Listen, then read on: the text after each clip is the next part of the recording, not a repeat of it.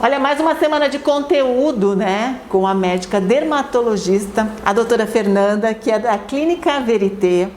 E quando nós chegamos aqui para começar a gravar, eu principalmente me coloquei no lugar, né?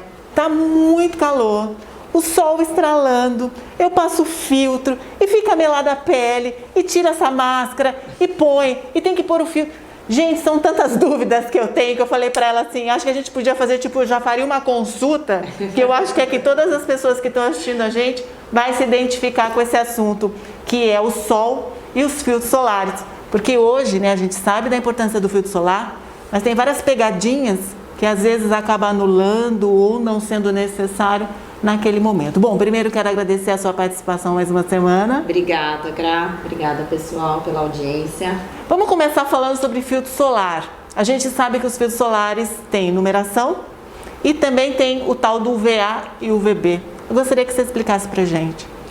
Bom, Gra, pessoal, a gente sabe que essa história da camada de ozônio estar aumentando, o buraco dela é real, né? Uhum. Então a gente consegue sentir os efeitos disso na pele quando você diz que um pouco de filtro solar que eu passo e se eu fico um pouco exposta, parece que minha pele já fica mais vermelha, mais manchada. Isso é real.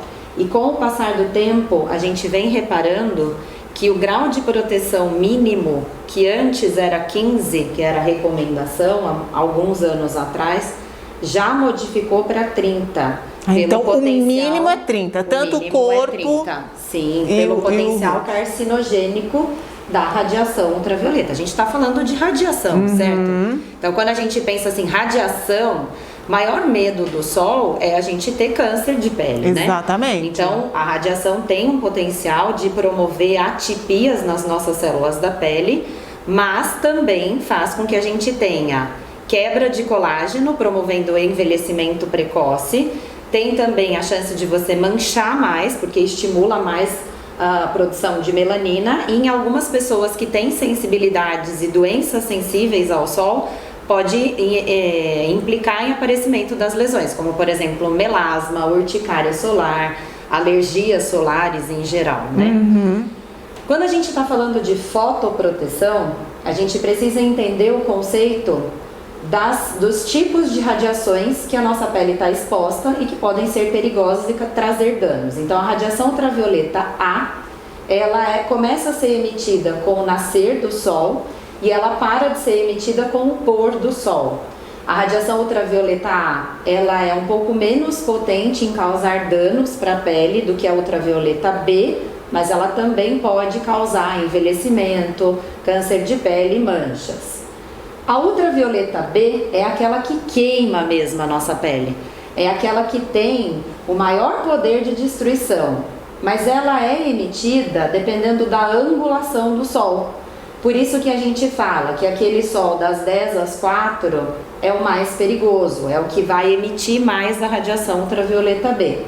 Além disso, a gente tem raios infravermelhos, a luz visível, que são outros tipos de radiações que a gente precisa proteger quando a gente está falando de doença de pele e fotossensibilizante. A diferença entre os filtros, então quando a gente vê a nomenclatura FPS 30, 50, 60, a gente está falando da proteção contra UVB. Quando a gente olha o rótulo de um filtro solar, se você vê UVA e um círculozinho em volta, quer dizer que ele te protege contra a radiação UVA também. A nomenclatura química disso é PPD, é a medida do quão forte é aquele fator de proteção para ultravioleta A. Em relação, você disse que o mínimo seria o 30, né? Mas quanto maior for esse fator, melhor, mais proteção tem. Por exemplo, eu tenho necessidade de passar um filtro 100 no meu rosto? Ou um 30 para mim já é o suficiente? Pois é, então assim, a gente tende a achar que quanto maior o filtro, mais ele vai te proteger, né? É isso que eu acho. Mas a curva disso não é linear. Então a gente tem... Essa medida não é uma medida percentual. Entendi. Não é que um filtro 30 vai te proteger 30%. Não, o filtro 30 ele traz uma alta proteção, mas ele tem geralmente uma proteção que vai diminuir com o passar das horas. Então, se você passa um filtro 30 às 7 horas da manhã, às 11, meio-dia, também por conta do suor, a gente já não tá mais dando beijinho no rosto da amiga, sim, né? mas em compensação a gente tá com essa máscara. Então, necessariamente, você tem que reaplicar esse filtro solar 3 horas depois. Então, eu acho que em termos de duração de proteção, o 30, ele tem a necessidade de ficar repassando, regular, disciplinada de você repassar. Então, se você tá na praia e você passou um 30 no seu corpo, mesmo depois de um banho de água, né, piscina, mar, alguma coisa assim, você tem que reaplicar, porque ele diminuiu a eficácia. Ah, mas é a prova d'água, mas diminui a eficácia. Entendi. Então, o mínimo é 30. Então pensa que a hora que você entrou no mar, ele virou um 20, um 18, tá protegida? Não. Pelo mínimo, não tá. Então por isso que eu falo assim, doenças fotossensibilizantes, o ideal é usar um 50 a mais, porque você garante a duração da fotoproteção. E mesmo assim, por exemplo, pacientes que estão em tratamento com ácidos, com lasers ou que tem melasma, precisa obrigatoriamente reaplicar o filtro solar na hora do almoço. Mesmo que for de fator alto.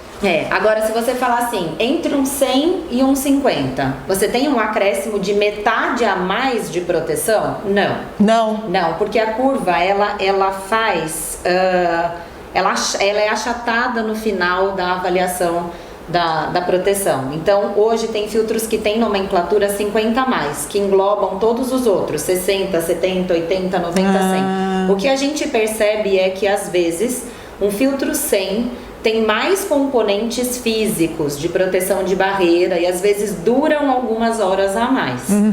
Mas aí depende um pouco da cosmética, porque ninguém vai querer passar alguma coisa muito melada. Sim. Então a gente tem inúmeros filtros solares no mercado, não é desculpa para não usar. Sim. Tem desde toques secos, tem os hidratantes, tem sérum, tem gel creme, anti-envelhecimento, tem com cor, tem sem cor, anti-envelhecimento. Então precisa achar aquele que se adapta melhor na sua pele para que você use com disciplina. Gente, que máximo, tá vendo só?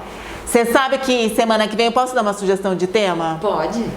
Como que a gente faz para adquirir a tal vitamina D expondo ao sol, sem filtro solar e com o melhor horário?